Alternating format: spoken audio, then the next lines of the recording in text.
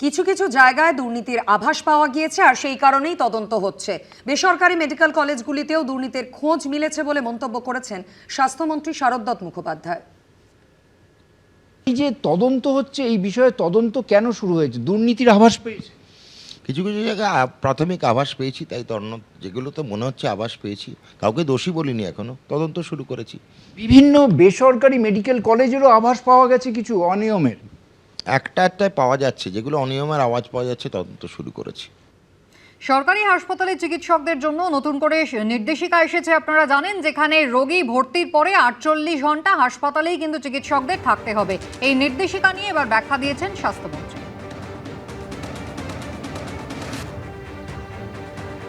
আমরা তো এক্সপেক্ট করি একজন রুগী এলো, একজন ডাক্তারবাবুর আন্ডারে ভর্তি হলো, তিনি সেই দিনটা তার অ্যাডমিশন ডে, আইপিডিটা পুরো তার হাতে, 24 ঘন্টা অ্যাডমিশন ডে চলে মিনিমাম।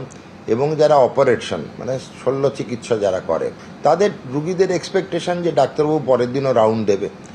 তখন 24 ঘন্টার পরের দিনটা, তার মানে মিনিমাম 48 ঘন্টা বাঞ্ছনীয় যে ডাক্তারবাবুকে রুগীরা এক্সপেক্ট করে, রুগীর বাড়ির লোকরা এক্সপেক্ট করে।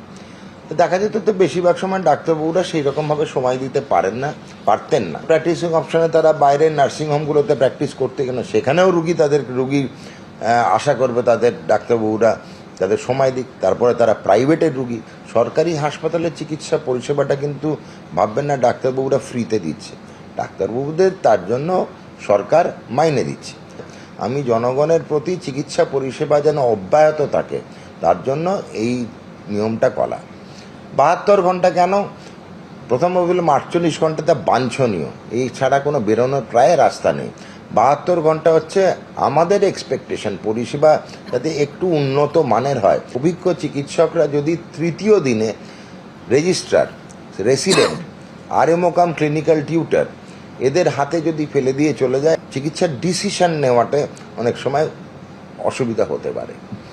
নির্দেশিকা নিয়ে এবার ডেপুটেশন দিল অ্যাসোসিয়েশন ফর হেলথ সার্ভিস ডক্টরসের।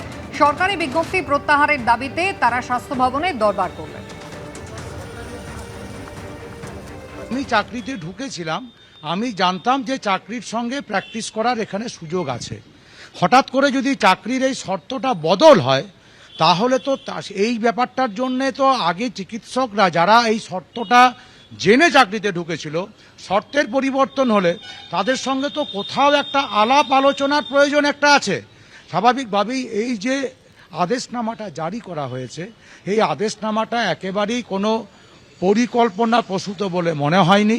এটাকে হঠাৎ করে কোনো একটা চিন্তাভাবনা বা কিছুভাবে এটাকে বের করা হয়েছে, যেটা একেবারেই আমাদের যে মেডিকেল এডুকেশনের যে বাস্তবতা বা চিকিৎসক শিক্ষকদের তাদের যে প্রফেশনাল জীবন রক্ষা করার যে অধিকার, সেটার তার বিরোধী।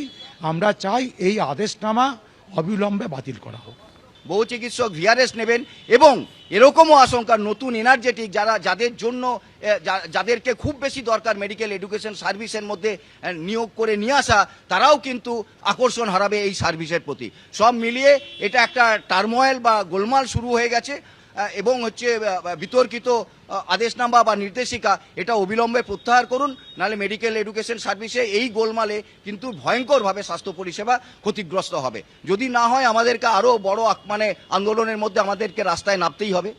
রক্ত পাচারে তদন্তে নেমেছে স্বাস্থ্য দপ্তর, আর এবার সামনে এলো চাঞ্চল্যকর তথ্য। মেডিকেল পড়ুয়াদের ডাক্তার সাজিয়ে রক্তদান শিবিরে পাঠানোর জন্য কাটমানি নেওয়া হতো বলে অভিযোগ। স্বাস্থ্য ভবন সূত্রে খবর, 4 জন ছাত্রকে জিজ্ঞাসাবাদের পরে মুচলেকা নেওয়া হয়েছে। অন্যদিকে পাঁশকুড়ার ব্লাড ব্যাংক থেকে রক্ত পাচারের অভিযোগে 3 জন ল্যাব টেকনিশিয়ানকে পুলিশ গ্রেফতার করেছে। কেউ ক্যামেরা দেখে মুখ লুকোলেন, কেউ বা দিলেন দৌড়। রক্ত পাচার কাণ্ডের তদন্তে মঙ্গলবার স্বাস্থ্য ভবনে জিজ্ঞাসাবাদের মুখে পড়লেন ন্যাশনাল মেডিকেল কলেজ ও এনআরএস এর ফাইনাল ইয়ারের 4 ছাত্র। সেই জিজ্ঞাসাবাদে এবার সামনে এলো রক্ত পাচার কাণ্ডে কাটমানির কথা।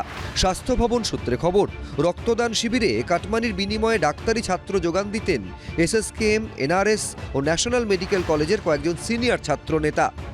রক্ত দুর্নীতিতেও কাটমানি। রক্ত পাচার কাণ্ডের তদন্তে নেমে চাঞ্চল্যকর তথ্য স্বাস্থ্য ভবনের হাতে।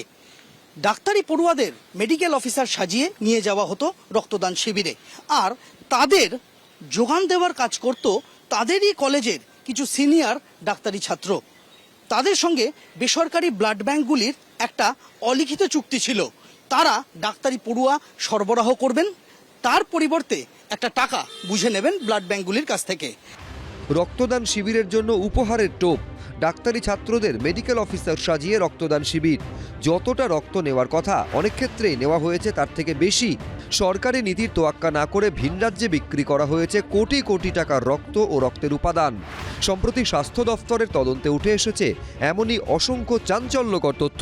এই প্রেক্ষিতে সোমবার বেসরকারি ব্লাড ব্যাংক লাইফ কেয়ারের এন্টালি শাখায় ফের হানা দেয় স্বাস্থ্য দফতর, ড্রাগ কন্ট্রোল এবং অর্থ দফতর। স্বাস্থ্য ভবন সূত্রে খবর, সেখান থেকে মেলে national medical college NRS SSKM এর শতাধিক ডাক্তারি পড়ুয়ার নামের তালিকা। ডাক্তার না হয়েও যারা রক্তদান শিবিরে মেডিকেল অফিসার হিসেবে গিয়েছিলেন।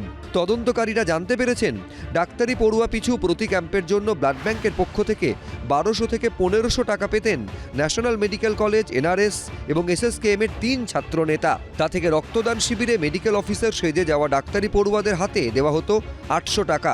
বাকি টাকা কাটমানি হিসেবে পকেটে যেত ছাত্র নেতাদের। স্বাস্থ্য ভবন সূত্রে খবর, বছরের পর বছর ধরে চলেছে এই চক্র। সেই চক্র চালানো 3 ছাত্র নেতার নাম পাওয়া গেছে। পাশাপাশি লাইফ কেয়ার থেকে পাওয়া নথিতে থাকা ছাত্রদের মধ্যে ন্যাশনাল মেডিকেল কলেজ এবং এনআরএস এর ফাইনাল ইয়ারের 4 ছাত্রকে মঙ্গলবার ডেকে পাঠায় স্বাস্থ্য ভবন। সূত্রের খবর, জিজ্ঞাসাবাদের পাশাপাশি লেখানো হয় মুচলেখা। ব্লাড ডোনেশন ক্যাম্পে আপনারা না না এরকম কিছু নয়, না আপনাদের ডাকলো কেন তাহলে? ডাকেই নি আমাদের। আপনারা তো আজকে মুচলেখা দিলেন, মুচলেখা বলতে ওখানে রিটার্ন দিলেন। দাদা ভাই আপনি ভুল বুঝছেন, আমরা ওই কাজে আসিনি। ডাক্তার না হয়েও কিভাবে মেডিকেল অফিসার হিসেবে রক্তদান শিবিরে? স্বাস্থ্য ভবন সূত্রে খবর, এনআরএস ন্যাশনাল মেডিকেল কলেজের ফাইনাল ইয়ারের 4 ছাত্রকে জিজ্ঞাসাবাদ করেই এদিন রক্তে কাটমানি রহস্যের পর্দা ফাঁস হয়। রাজ্য ব্লাড ট্রান্সফিউশন কাউন্সিলের তরফে সংশ্লিষ্ট মেডিকেল কলেজ কর্তৃপক্ষকে বিষয়টি জানানো হয়েছে। চাঞ্চল্যকর এই তথ্য ঘিরে শোরগোলের মধ্যেই পূর্ব মেদিনীপুরের পাঁশকুড়ার ব্লাড ব্যাংক থেকে রক্ত পাচারের অভিযোগে ল্যাবের 3 টেকনিশিয়ানকে গ্রেফতার করল পুলিশ। ওই টেকনিশিয়ানদের প্রথমে তলব করে রাজ্য পুলিশের দুর্নীতি দমন শাখা। পুলিশ সূত্রে খবর, গত 17 তারিখ রোগী ও তাদের পরিজনদের কাছ থেকে অবৈধভাবে রক্ত বিক্রির অভিযোগে সাহাবুদ্দিন মল্লিক নামে এক ব্যক্তিকে গ্রেফতার করা হয়। তাকে জেরা করে জানা যায়, দালালরা রক্তদান শিবির আয়োজনকারী বিভিন্ন ক্লাব ও সংস্থার কাছ থেকে রক্তদাতার কার্ড 100 থেকে 150 টাকা দিয়ে কিনে নিত। এই ডোনার কার্ড ব্যবহার করে তারা ব্লাড ব্যাংকের ল্যাব টেকনিশিয়ানদের সাহায্যে বিনামূল্যে রক্ত সংগ্রহ করত এবং সেই রক্ত রোগী ও তাদের পরিজনদের কাছে বিক্রি করা হতো চড়া দামে। রক্ত বিক্রির টাকা ভাগাভাগি হতো দালাল ও ল্যাবরেটরি টেকনিশিয়ানদের মধ্যে। খুব অল্প সময়ের মধ্যে ইউপিআই এর মাধ্যমে ধৃত 3 ল্যাবরেটরি টেকনিশিয়ানকে 1,40,000 টাকা দেওয়া হয় বলেও জানতে পেরেছে পুলিশ। সন্দীপ সরকার, ময়ূখ ঠাকুর চক্রবর্তী, এবিপি আনন্দ। এবিপি আনন্দ, এগিয়ে থাকে, এগিয়ে রাখে।